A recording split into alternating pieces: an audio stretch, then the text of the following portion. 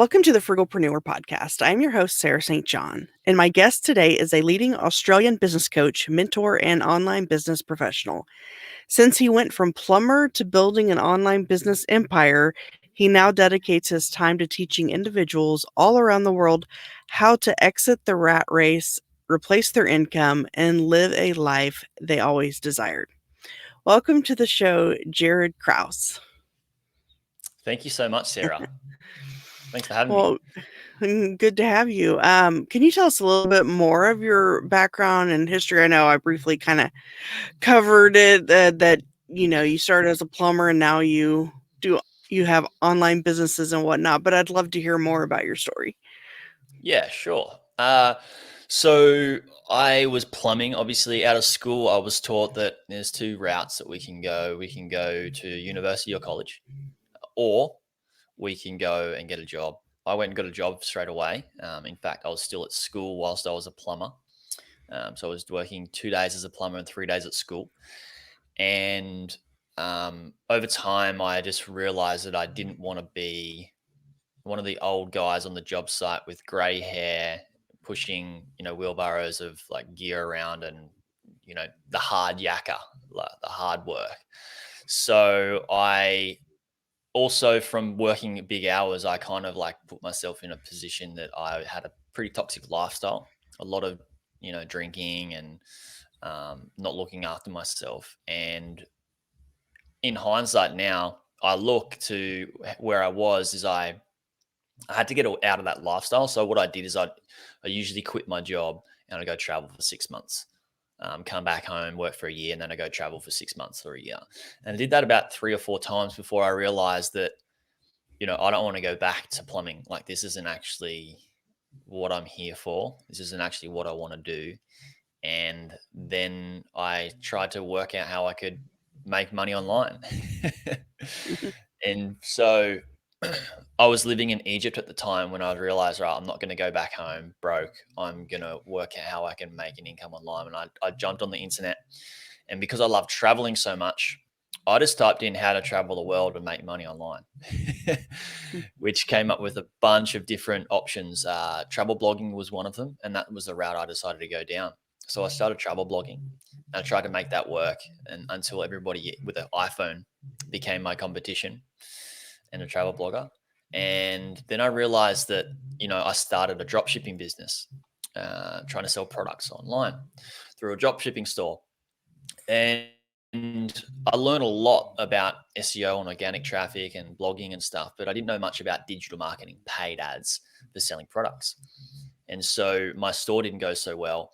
And over this period of time of me trying to make money online, it was just a real struggle. And, I'm sure everybody listening is in the same position, or has at least understands this to a certain extent.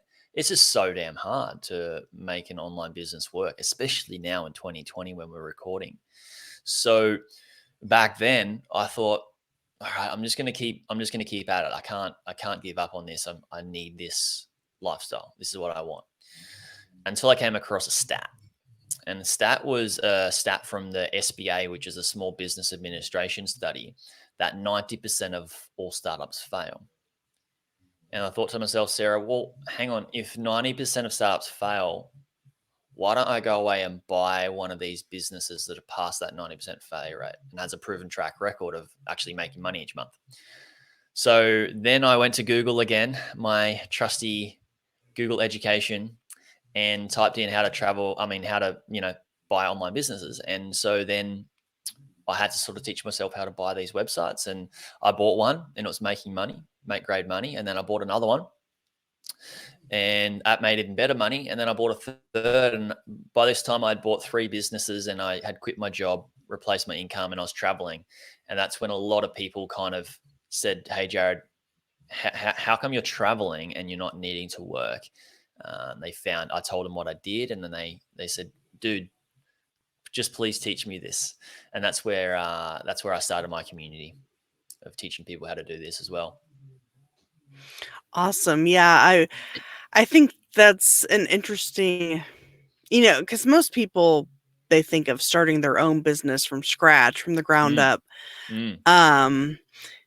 But I think, I don't think people really think about the possibility of buying an existing business, Yeah, or at least not an online business. So I'd love to hear more about that process, how that works.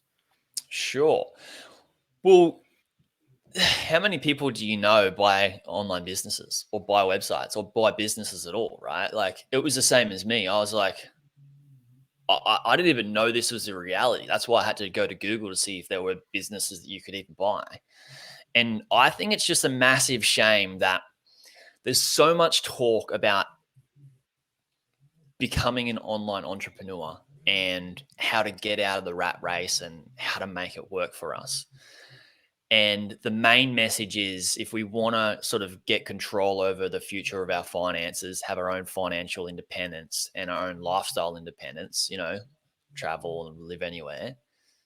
The one thing that we're always taught, the main message that that's shared is that we need to go and start a business. It's just a shame that that's the main route, because it's so damn hard, and most of us are 90% of us are destined to fail, unfortunately, according to this actual stats. And I almost give up, and there's so many people that give up and don't even know that this is a route. Luckily, there's a few people that I actually am able to access and even share with them that they can go away and take this route, not even with my help, just they can go do it on their own. Um, and that's the hardest part is breaking the mold and getting the message out there that you know this is a thing. You can, if you're going to buy it's very similar to buying um, a physical property investment. You go to the real estate broker, right? When you go to buy an online business, you're buying digital property. And what you do is you go to a website broker or an online business broker, and they have all these businesses listed for sale, just like you would if you went to the real estate broker, and they tell you how much they're selling these businesses for and how much they're making per month and what sort of work do you need to do per week or per month to run it. Like, do you need a blog? How many pieces of content do you need to create? Um, all these different things. And you can actually buy something that's already set up. Um, and that's how it works in the simplest form, I guess, is you go to website brokers and you can find and buy these businesses. Obviously there's a lot between the finding period and acquiring, because you want to make sure you don't get taken advantage of, which is where I step in. But that's the main process. Okay, and I think I've heard of a couple of them, like, what's it called? Is it Empire Flipper? Is that one Yes. of them? Yes. Okay, and then there's another one I can't think of at the top of my head, and I'm sure there's several, There's so but, many. Flipper's a big one. mhm. So what is, I mean, I'm sure it varies, but what is the typical investment to buy an online business, or what is the range usually?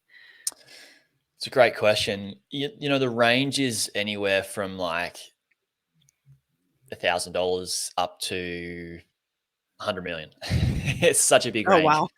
Yeah. I mean, typically what I say to people is that if you're going to buy a business, usually you want something that's sort of, especially in the online business spaces, usually you want to spend about $10,000 or more. If you spend any less than $10,000, what you're kind of doing is you're buying a startup where you need to put a lot more time, effort, energy, and money into it to make it work. Like, you've actually got a lot of work to put into it. But that said, some people want to start off at that, $5,000 price range. So they do understand what work is required, and they can understand the nitty gritty of, like, how do I, operate WordPress or this site, and how do I do this? And, some people want to start there and, then save up to buy something that's a bit more established, which usually requires less work. Mhm. So when you're looking at online businesses that are available to buy, I guess they have a breakdown of, like, how many visits they get per month and how much income they're generating and things like that. I guess you kinda get the full breakdown before you get into Yeah. it. Yeah, such a good question. When you go to buy an online business, if you understand how to do due diligence, which is basically just researching to see if the business is a good investment, or the website's a good investment, you should be asking for access to the Google Analytics account to look at all that traffic. You should be asking for access to the back end of the store if it's an e-commerce business to see how many products are sold, how much money is that business making, how many items are returned, what's their return rate, uh, even access to multiple different things. You want to be also be able to see, get proof of income is a really big one. But yes, you do ask for access and request access to multiple different data sources to be able to verify that that business is performing, um, or how that business is performing, basically. Okay. So are they predominantly like blogs and e-commerce e-commerce or like drop shipping businesses, or well, like what other types of businesses would you find available? That's a great question, Sarah. Like there's three main business models that I say that you know people normally go away and purchase. There's some outside of this, of course, and I'll tell you about those soon. But the main one is a content website or a content business, which is a blog, basically. The second is an e-commerce business, and an e-commerce business is under the umbrella of, or sorry, a drop shipping business is under the umbrella of e-commerce. So under that same umbrella of e-commerce, you have not just drop shipping, but you have Amazon FBA, which is hugely popular now. You also have self product distribution, where you purchase the products yourself and then um, send them out from your garage or your warehouse. So that's e-commerce. That's the second business type. The third business type is like membership businesses, and a membership business can be a SaaS business as well. SaaS stands for software as a service.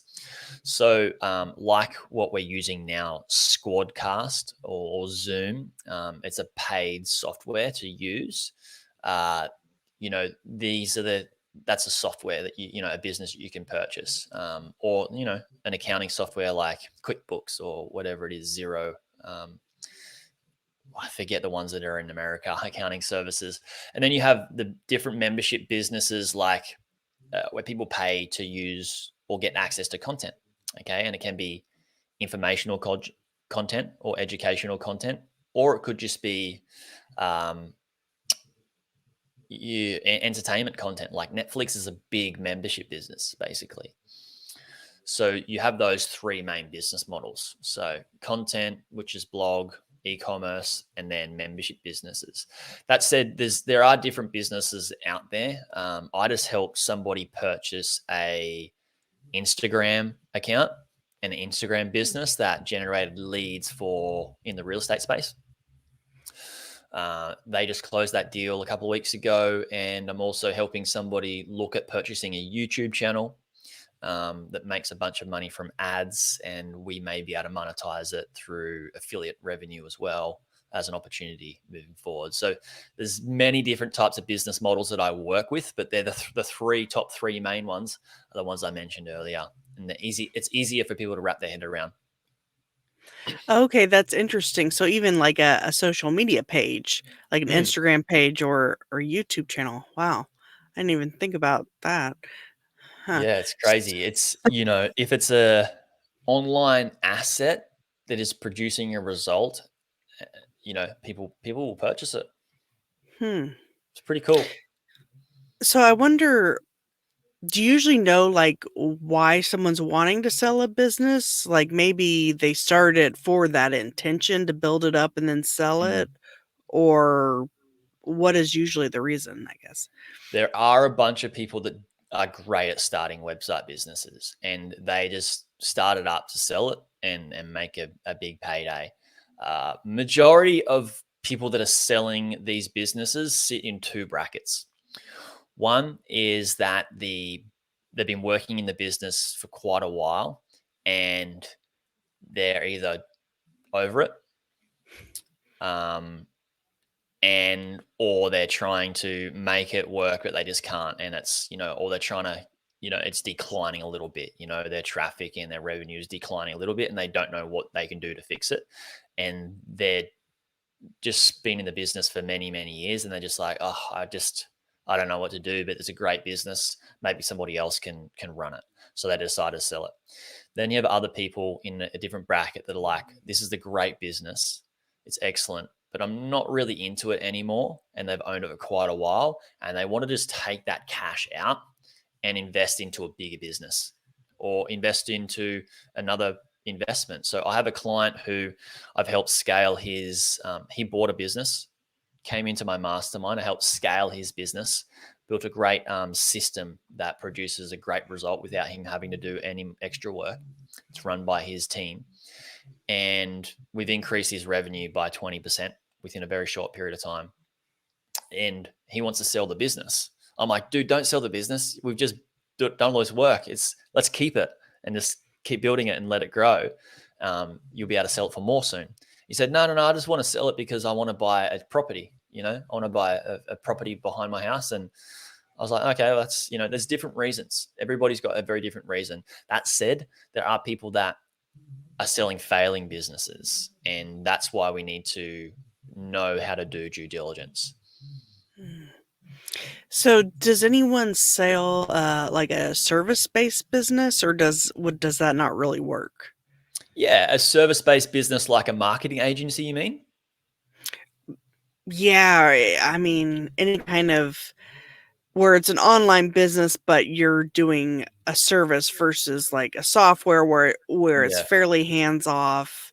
Um, yeah. certainly. There is. I've looked at purchasing a business from a lady in Australia who is in internet marketing, digital marketing, and they were providing a service helping people scale their marketing efforts with their businesses.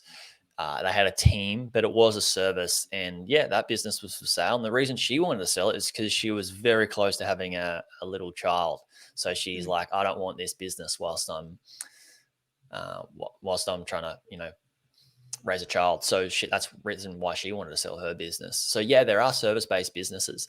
Most people that do want to purchase an online business, though, that come into my realm have a reason, being that they don't want to work too many hours, and because that's a very attractive lifestyle, and a service-based business doesn't lend to that as much as, say, a blog.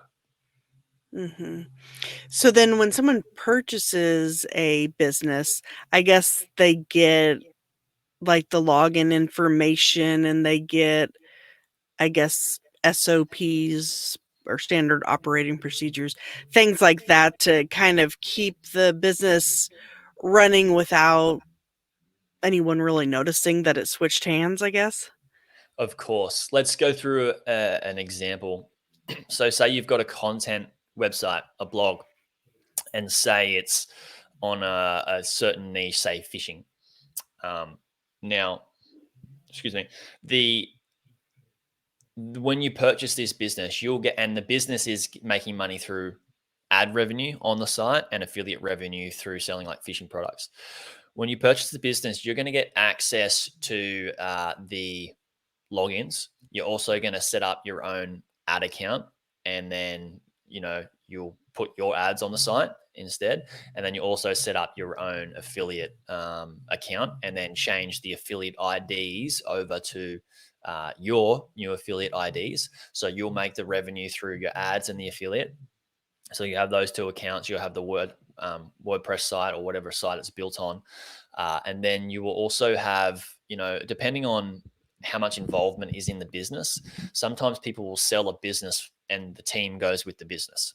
So if they've got writers and editors, then sometimes they go with the business and with the same SOPs and the same frameworks that they're using, content briefs and all that sort of stuff on how they do keyword research, how they create the content, how they publish it, and how they promote it in terms of backlinks and whatever. They will go with the business.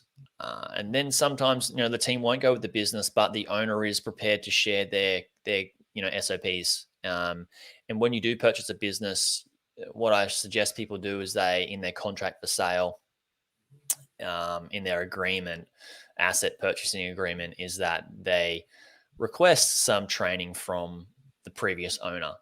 And usually you get, a number of Skype calls or Zoom calls with the previous owner, who basically what they do is they teach you how to run the business, how they were running it. And I think that's just seriously the best business education you can get, is not only to be in business, but to learn from somebody who's previously was running that business. So yeah, they'll share a lot, all that with you. Okay, that's good to know. Mm. And then for if someone is interested in selling their business, how do they go about that? Like, what process would someone go through? It depends on the business, but what I suggest people that do, and this isn't in my actual wheelhouse, I'm more on the buy side, Oh, teaching okay. people to buy. But that said, I'm helping people sell in terms of this client of mine that wants to sell his business. What you really need to do is you really need to uh, get your finances in order, your accounting. So it's like people can actually understand your accounting and where the money's going. So you can present that in an easily and consumable manner for a possible purchaser. And, depends on how big the business is. Do you want to scale back on some of the expenses, and how much, work is going into the business? Like if you're creating a bunch of content and it costs you a lot of money and you want to sell a blog, maybe you want to decrease how much input you're putting into the business, because you're not going to retrieve an ROI on that in the short term. The seller may, but you may be able to sell the business for a bit more if you do cut back on expenses and unnecessary expenses. So, sort of slimlining the business, I would say, is a great way to go. And also making sure you can automate things so there's less work required for the new owner of the business, which is also makes the business more attractive when somebody's looking at purchasing it. For example, would you rather buy a business that takes you about 5 hours per month to run, or one that takes you, you know, 50 hours per month to run, but makes the same amount of money? Mm-hmm. So it's setting up systems and processes and automating things, and making sure the business is attractive. Mm-hmm. You've mentioned due diligence quite a bit, and I was Mm. wondering if you could go more into that. Like, what types of things do you need to be aware of or look out for when buying a business? Sure. So I actually have a due diligence framework that I give away for free. Mm. This is the framework that my clients actually use and submit to me before they look at purchasing a business, and I review it. In that framework, we cover a few things. We cover SEO, so search engine optimization, and traffic. So we need to see what's the SEO profile of the business. And how much traffic is coming into the business? Is it trending up? Is it trending down? Is it going sideways? And the most important question we need to ask is why.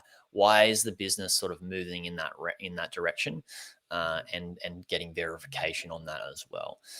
Then we should be looking at the proof of finances. Proof of finances is, like we mentioned before, is getting access to the business's merchant account and the store, or even just screen share of the ads account and the affiliate account, and whatever it is, the business that you're trying to buy.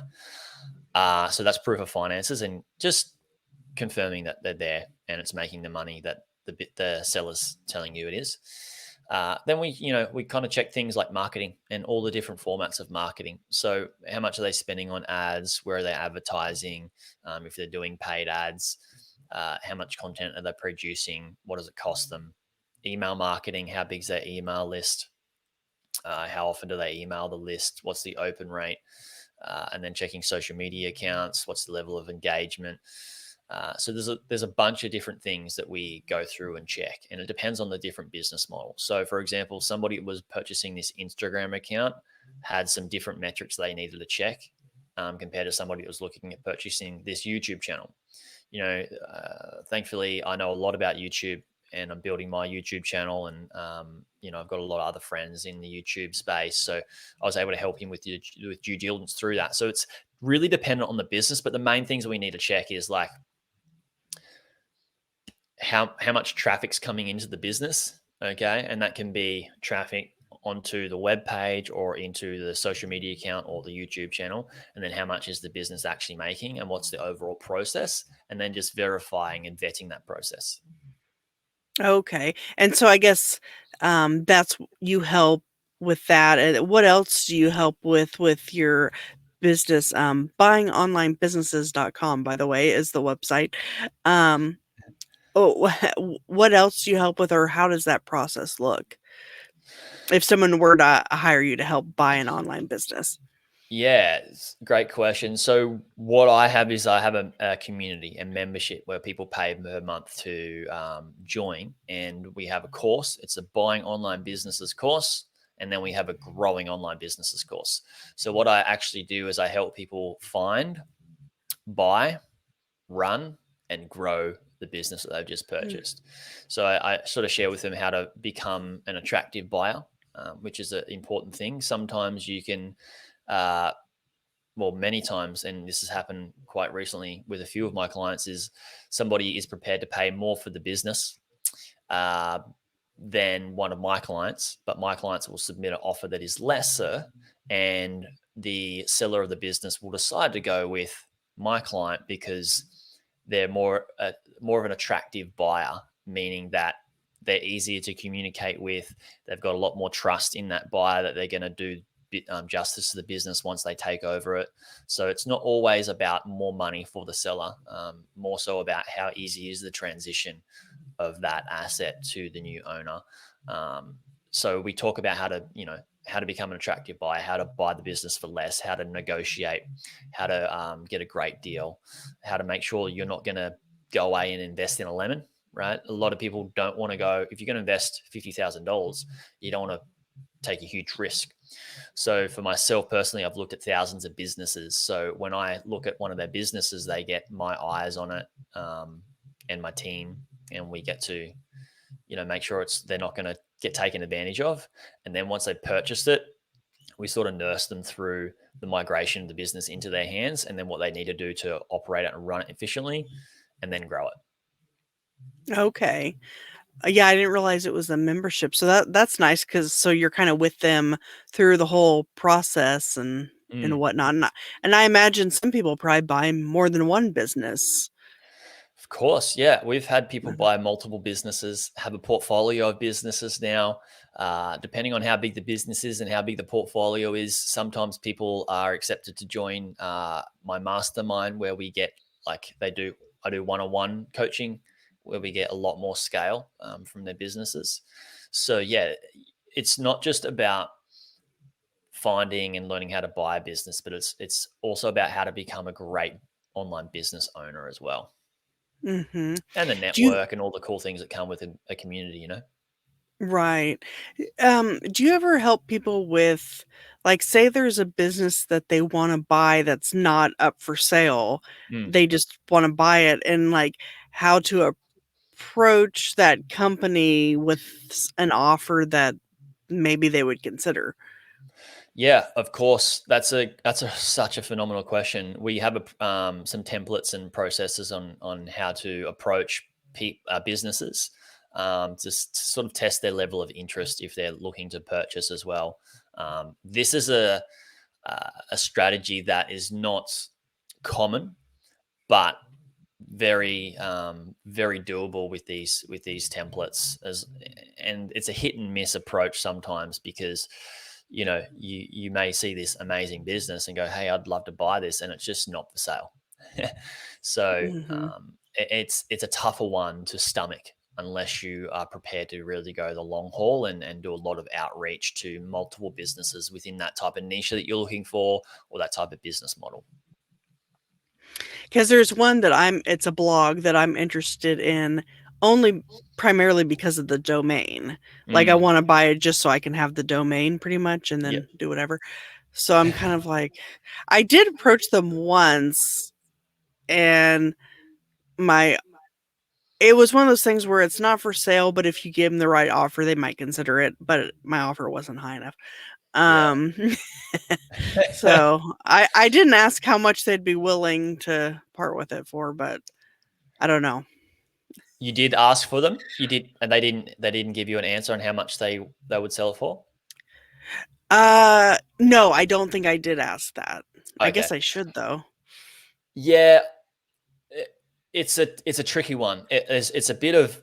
there's a bit of psychology behind it as well, and it also depends on your energy towards it. You know, like I talked about being an attractive buyer before. If somebody wants to buy a business and they come in and say, say you want to buy this domain and it's worth, you want to try and buy, it's like say $10,000 for example, and you want to buy it, and you come in and say, hey, I want to buy this domain, it's worth $10,000, I'll give you $12,000. Sometimes people are like, well, what are they actually going to do with this?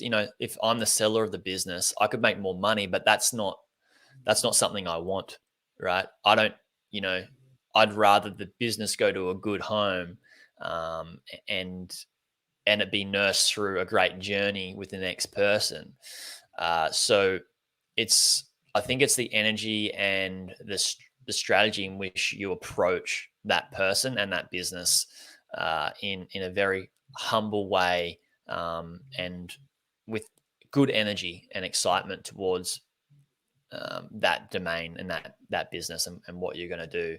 Um, I think that's a, a better a better route to approach it. I mean, it depends. I'd have to know the domain and have to know a lot of different about it. There'd be certain things that you could say that would connect. What you want to do is when you're selling and buying a business is it's really relationship building, right? Who do you want to be in a relationship with in this short period of time? Yes, the money thing's involved as well, but it's doesn't need to be just monetary transactional. And I think there's more value. This is what I always tell people: there's more value in the relationships than the businesses we end up buying anyway. Hmm.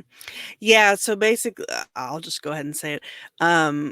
So it's a company that has like 50 different financial blogs, and Okay. the particular blog of theirs that I want to buy is thefrugalpreneur.com because a Okay. lot of yeah, because when I created my podcast, I didn't even know about the blog. Mm. And then I was looking to when I started thinking about trademarking the podcast, I started looking. I was like, oh, there's a blog out there with that name. Anyway, so I'm kind of like, I wonder if I could just instead of I don't know. I wonder if I could just buy that from them, the domain and the business. Yeah. Oh, I think it's great. I would kind of approach them and say, "Oh my God, what you've done is so good." Um, you know, my whole life is around helping frugal entrepreneurs, um, and I'm getting people awesome results, and we absolutely love what we do, and we're just in the position of just wanting to help more people and just do an amazing service and amazing justice to that audience. And I kind of see that you've got something over here. I just wanted to ask, um, if there was an opportunity to work together with this blog, or do a joint venture, or maybe something like that. I would sort of Mm, approach it in that route, and okay. probably not through your domain that you've already got, because then they Yeah. can see, oh, this could be tied to that, and that could boost up the valuation that they want for that domain or that blog. Mm, mhm. And if something isn't for sale, is there even a way to kinda determine how much a particular domain is worth or a particular blog is worth without, like, asking for that information? Yeah, for sure. There is. What I would do is, and this is how people value any sort of asset, is by comparable sales, like comparing the market. They do this in real estate. They call it a CMA, compare the market analysis. Mm, Uh, so what you should do is kind of look at that blog and then go to uh, you know the brokers and sort of see what's similar to that, and then you can kind of get a value based off that. What I tell people is that if they're doing due diligence on a lot of businesses, they'll know the value of the business better than a broker or the seller will, because they know that type of business so well, and they know the market for that type of business so well. So it is really about knowing the market at that certain point in time. That's for a blog, and that's for a business. For a domain, uh, I dare say the same principles are the same, but I don't actually invest in domains. I've got a bunch of domains. I haven't sold any. They go up in value, but I don't know anything about that.